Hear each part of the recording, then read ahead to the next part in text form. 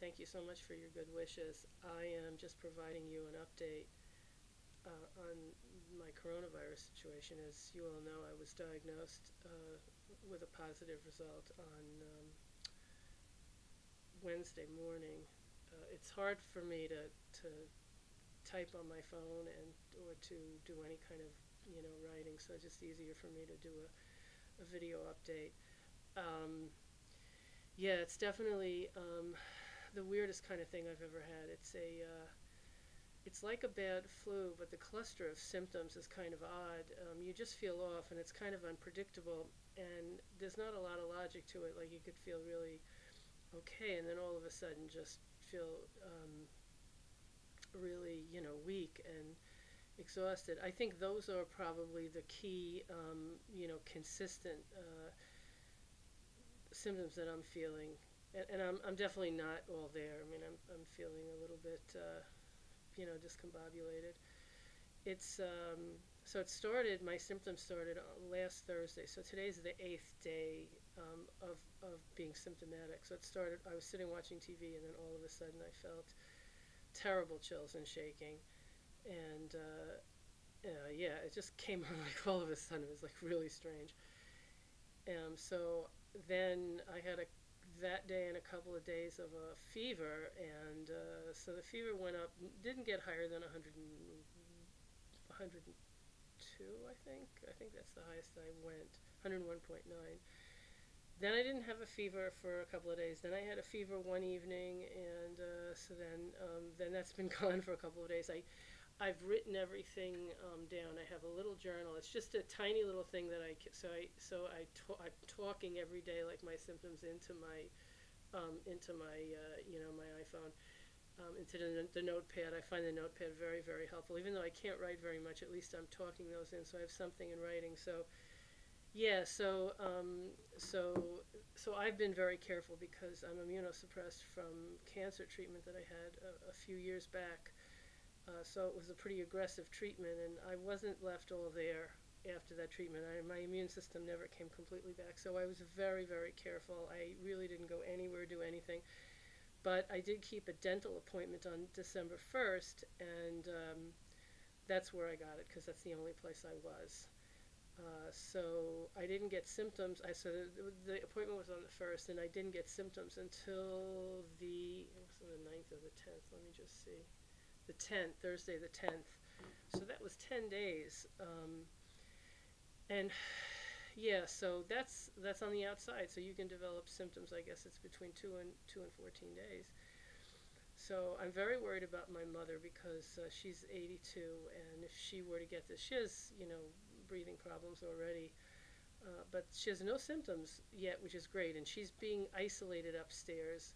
Stephen has no symptoms. He was tested yesterday, so we're waiting for his test results. I would be very surprised if he wasn't positive, but he hasn't had any symptoms at all. So yeah, so that's good. So if he doesn't have any symptoms, that means that we don't have to quarantine from each other. And I'll keep you posted on that. But definitely, people want to know like what the symptoms are. And so yeah, if you can avoid the difficulty breathing and the chest pain, those are the two things that you really have to watch out for. So my friend Ethan had suggested early on that I get an oximeter, and I did. I ordered one very early on, and I'm using that every day. And you don't only use it when you're sitting, but you put it on and then you walk for 6 minutes, and if your oxygen saturation goes to 88% or lower, you have failed, and you have to call, and you go, you basically like go to the hospital at that point. So that's the real problem, and it seems as though sometimes you feel okay, you don't realize that your oxygen saturation is that low. So that's why it's good to check it. Most medical centers have they have oxygen clinics. They have some kind of clinic. So if you start to have trouble breathing, you contact them, and then they will give you, they'll give you authorization to come in. They'll give you oxygen, and then they will give you, they'll set you up with oxygen at home.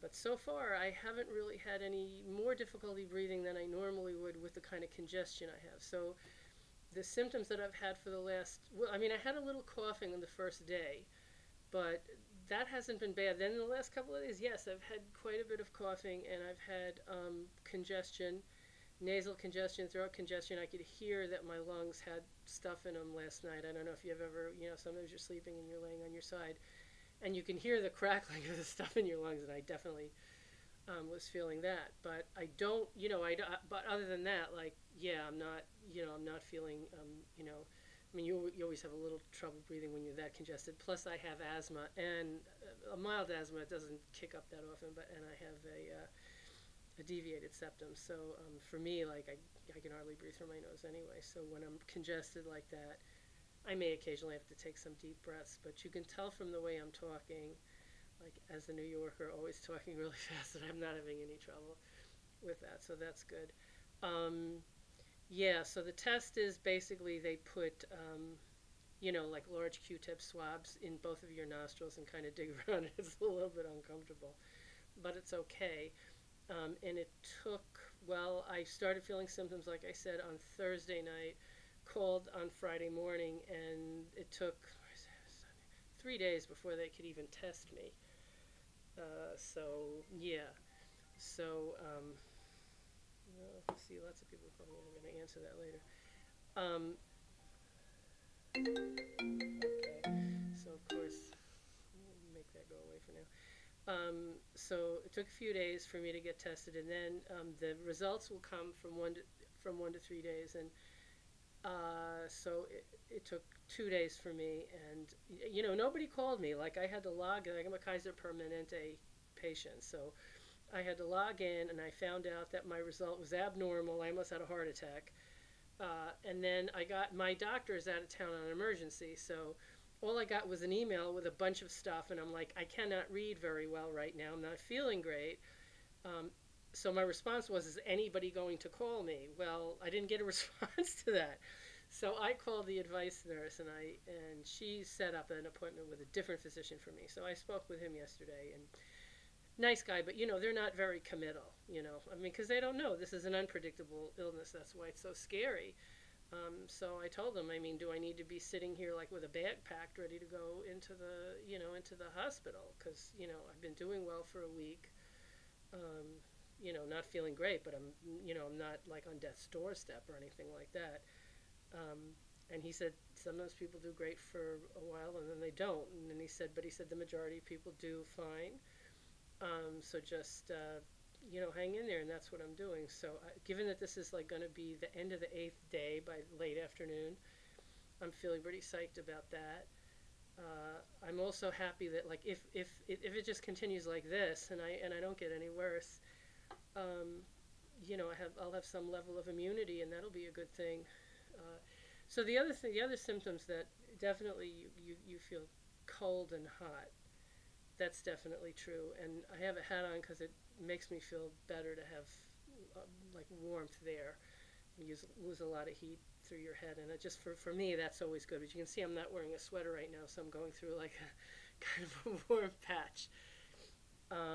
So yeah. But other than that, I think by and large, other than just an inability to focus, and I'm dizzy too. I have to be careful.